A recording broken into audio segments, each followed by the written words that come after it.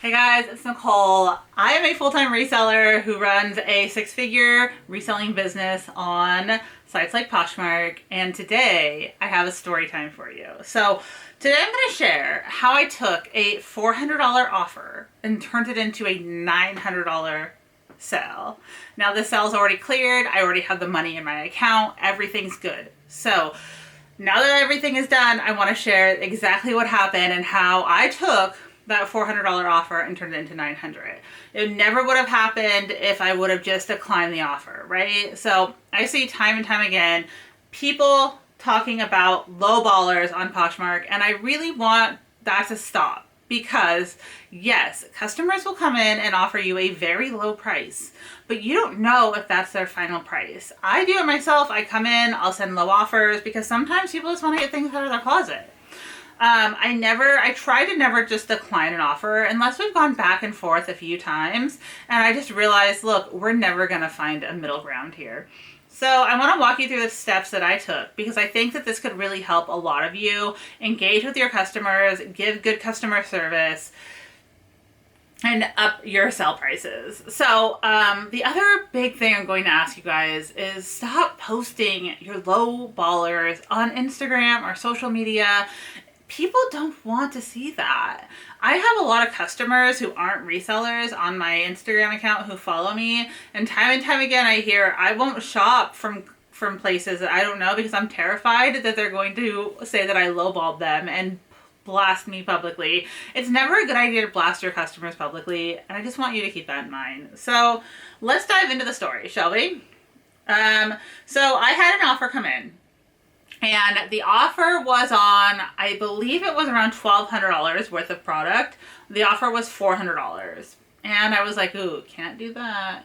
Maybe it was closer to 15. I don't remember the exact number, but it was like a quarter of whatever the total price was. So they came in with a $400 offer and I came back. I just sent them a counter offer, and I think the counter offer was around $800, $700 or $800. So after I sent that counter offer, the customer actually commented. So instead of just declining, I sent the counter. The customer commented and said, "Your closet is so..." Wait, I take that back. I'm sorry, I missed a step. When I sent that counter offer, I also said, "Hey, I'm so sorry, I can't go that low. You know, let me know if we can meet in the middle somewhere." And so she came back and she said, "Your closet is so dreamy. I'm going to add more shoes, so hopefully we can make a deal and it's a win-win for both of us." And then for the next 10 minutes or so, I see her adjusting this bundle that she has. And I was like, thank you. I won't be able to go lower than half off any of the items, and sometimes not even down that far. Just a heads up when bundling. I love your taste. So like, I'm kind of sandwiching this. Like, hey, thank you. I read a book once and it talked about like sandwiching negatives. So you start with the positive, you put the negative, and then you end with the positive, right? So you sandwich your response. So my sandwich response was, thank you so much for the offer. Like, even though it was too low, I'm still going to say thank you. And then I kind of give her my spiel. Like, I can't go lower than half off here, okay? Like, I just can't do it. And then I end with, hey, I love your style. So I sandwich that negative. So she bundles a bunch of stuff together, and it was right under $2,000. Now, my cost of goods for all of these items, I believe, was around $250. So even though it was $2,000 was what my asking price was, I knew I wasn't going to get that. And so I had to stop and think. So she sent an offer for this $2,000 bundle at $800. And there was a few things in there that I got for free. There was a pair of boots that I had listed for, I'll show you all the items here in a second. There's a pair of boots that I had listed at $600, but there was like no comps on these boots. I'd gotten these boots for free from someone. They were very high end. I knew that, but I also was just like, I'm just throwing a price at the wall. So I knew that $600 price was like reaching. And so I had to take that into consideration. So she comes back with an $800 offer. And as soon as she came back with that offer, I thought for a second and I was like, okay, do I take this offer? Do I counter? Like, I really like a little bit more. Let me send her a message. So the next message I sent was, I said, hey, thank so much for the offer. Would you be able to meet at $900? Sandwiched again with, I can get them all packaged and shipped tomorrow morning. Once again, sandwiching my response. Positive, negative, positive. And she came back, and within seconds, she said, okay, let's do it. Thanks so much. And then we talked about if it was going to get sent to Posh authentication and stuff like that. But she immediately canceled her $800 offer, sent me the $900 offer. I accepted, and we were good. So then there was a lot more communication between the two of us. Like, we talked for a while back and forth about her order, and I was very like upfront about, hey, is it going to go to Posh authentication? Like, this is what it's going to look like. It was great. We had this really great conversation, and through the whole transaction, I was very communicative with her. So as soon as she got the package, she actually accepted it. And I think a lot of that had to do with how like much we were talking back and forth. So don't be afraid to communicate with your buyers in a bundle. So I could have taken that $800 offer and that would have been fine, but I was able to get another $100 just by asking. Now, I didn't send a counter. That was the trick, is because once you send a counter offer, that original offer is out the window. And I didn't want to throw that original offer out, because if she would have said no, I would have just taken the $800. It was still a good return on my investment. I still would have been fine with that $800, but it never hurts to ask your customer directly, hey, can you do a little bit more? Can you just bump it up a tiny bit and see what they say back to you? So this was the bundle. I'll show you guys. So it was a bunch of shoes. So we had a pair of, is it gonna focus? All Tomorrow's Parties, ATP sandals. Those were free. This dress by Vera Wang, which I've had forever and I've sent very low offers off of. These Saint Laurents, which I actually bought on Poshmark for myself, but they didn't fit.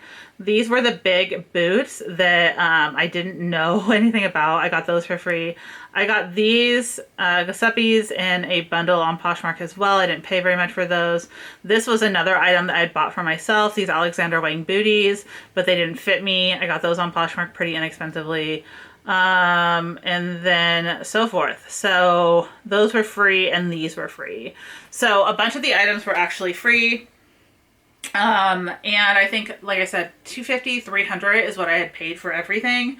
My total earnings was $720.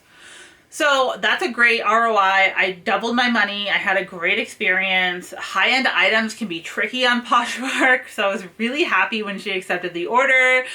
They did go through Posh authentication, because if a single item in a bundle is over $500, it will go to Posh authenticate.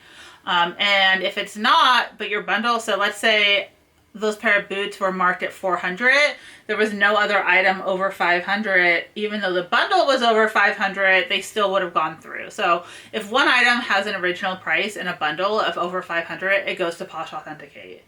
And then it doesn't matter like what the bundle total is. So if the bundle total is $600, but there's no original items over $500, it does not go through there. Does that make sense? So it did go through, and that's my whole story. Communication.